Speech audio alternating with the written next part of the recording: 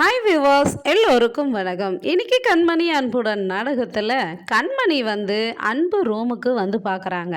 பார்த்தா ஃபுல்லாக டெக்கரேஷனாக இருக்குது. அப்போது சொல்கிறாங்க, இது என்ன இது இது மாதிரி டெக்கரேஷன்லாம் பண்ணி வச்சுருக்கீங்க, எதுக்கு இதெல்லாம் எடுத்து பண்ணி வச்சுருக்கீங்க அப்படின்னு சொல்லி கேட்குறாங்க. இல்லை கண்மணி, இதெல்லாம் ஒரு ஞாபகம் தான் அப்படின்றாரு. அப்புறம் கற்பாம்பூச்சி ஃபோட்டோவுக்கு மாலை போட்டு வச்சுருக்கிறாரு. இது என்ன இது அப்படின்னா, இல்லை கண்மணி, உனக்கு எந்த ஞாபகமும் வரலையா? சரி, உனக்கு என்னை பிடிக்கல, அதனால் எந்த ஞாபகமும் வரல, சரி விட்டுரு. ஆனால் நீ இல்லாத நேரத்தில் நான் இதெல்லாம் தான் ஒரு ஞாபகமாக வச்சு வாழ்ந்துக்கிட்டு இருந்தேன் அப்படின்றாரு. ஏன்னா அந்த கருப்பாம்பூச்சியினால தான் அவங்க ஒன்று சேர்ந்துருக்காங்கங்க. 2 பேருக்கும் கசமுசா நடந்துருக்குது. அதை வச்சு அந்த கருப்பாம்பூச்சியை ஃபோட்டோ பிடிச்சி மாலை போட்டு மாட்டி வச்சுருக்கிறாரு அன்பு. அதனால் அந்த கதையை சொல்கிறாரு. அதுக்கப்புறம் என்ன சொல்கிறாருன்னா, கண்மணி என்ன சொல்கிறாங்கன்னா, நான் இந்த வீட்டுக்கு கோர்ட் ஆர்டரை மதித்து தான் வந்தேன் நான், மற்றபடி வேறு எந்த ஆசையோடுமே வரலன்றாங்க. அப்போ அன்பு கண்மணி, நீ என்னை நேசிக்கலைனாலும் பரவாயில்ல, நான் உன்னை கட்டாயப்படுத்த மாட்டேன், தொல்லை பண்ண மாட்டேன், என்னால் உனக்கு எந்த இடையூறும் தரமாட்டேன், நீ உன் விருப்பம் போல் இந்த இடத்துல வாழலாம். ஆனால் என்னைக்காவது ஒரு நாள் என்னை நீ ஏற்றுப்பேன்னு எனக்கு நம்பிக்கை இருக்குது. அப்புறம் என்ன, அதுக்கப்புறம் அதுதானே அப்படின்னு சொல்கிறாரு. அதுக்கப்புறம் நீங்கள் வெளியே போங்க அப்படின்னு சொல்கிறாங்க கண்மணி. ஆஹா, நீயும் நானும் ஒரே ரூமில் தான் இருக்கணும் கண்மணி அப்படின்றாரு. ஐயோ, நான் ட்ரெஸ் சேஞ்ச் பண்ணோம், வெளியே போங்கன்றாங்க.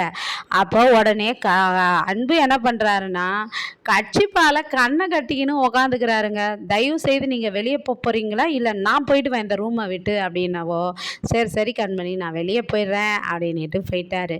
அதுக்கப்புறம் அவங்க வந்ததும் குழந்தைங்க எல்லாருமே ஐ சித்தி எப்போ வந்தீங்க, அத்தை எப்போ அத்தை வந்தீங்கன்னு அவங்க அன்போட அண்ணன் பிள்ளையும் அக்கா பிள்ளையும் கொஞ்சுறாங்க. நீங்கள் இல்லைன்னு நாங்கள் 2 பேரும் எவ்வளோ ஃபீல் பண்ணோம் தெரியுமா அத்தை, இனிமே எங்களுடைய ஹோம்ஒர்க்லாம் நீங்கள் தான் சொல்லி கொடுக்கணும் அப்படின்றாங்க அவங்க நாத்தனார் பொண்ணு.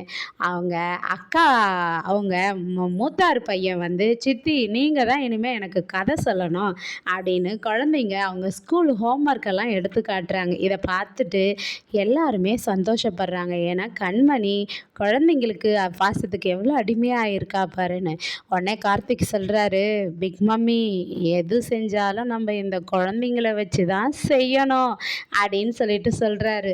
ஆமாம் ஆமாம் அப்படின்றாங்க. அதே போல் தேன்மொழி வந்திருக்காங்க கண்மணியை பார்க்க. தேன்மொழி கிட்ட பிஸ்னஸ் விஷயமா கண்மணி பேசுகிறாங்க. அதாவது ஜீவா ரெஸ்டாரண்ட்டில் நான் வேலை செஞ்சேன்ல, அதனுடைய லாபத்தை எனக்கு ஜீவா ஒரு அமௌண்ட்டு கொடுத்துருக்கான். அந்த அமௌண்ட்டை வேஸ்ட் பண்ணாமல் அதை வச்சு எதனா ஒன்று பண்ணணும் தேனு, நான் எப்போவா இருந்தாலும் உன்னை கூப்பிடுவேன், அதனால் நீ எனக்கு ஹெல்ப் பண்ணணுன்றாங்க. சரி கண்மணி, நான் வரேன் அப்படின்ட்டு தேனும் சொல்கிறாங்க. அதுக்கப்புறம் வீட்டில் எனக்கு நானே சமைச்சிக்கிறேன் அப்படின்னு சொல்லிட்டு கண்மணி அவங்களே அவங்களுக்கு சமைச்சிக்கிறாங்க. சமைக்கும்போது சமையல் ரூமில் வேலைக்கார அக்காவும் செய்கிறாங்க, இவங்களும் செய்கிறாங்க. ராஜேஸ்வரி பாட்டி வேலைக்கார அக்காவை, வேலைக்காரி இங்கே வாடி, டீ கொண்டு வாடி அப்படின்றாங்க. உடனே அவங்களும் டீ போட்டு எடுத்துகிட்டு போயிட்டு ராஜேஸ்வரி பாட்டிக்கு வெண்ணிலாவுக்கு எல்லாருக்குமே கொடுக்குறாங்க. கொடுத்ததும், என்னடி அவ பண்ணிகிட்ருக்கான்னு வெண்ணிலா கேட்குறாங்க. பிரிஞ்சி சாதம் செஞ்சிட்ருக்காங்க அப்படின்னு சொல்கிறாங்க வேலைக்கார அக்கா.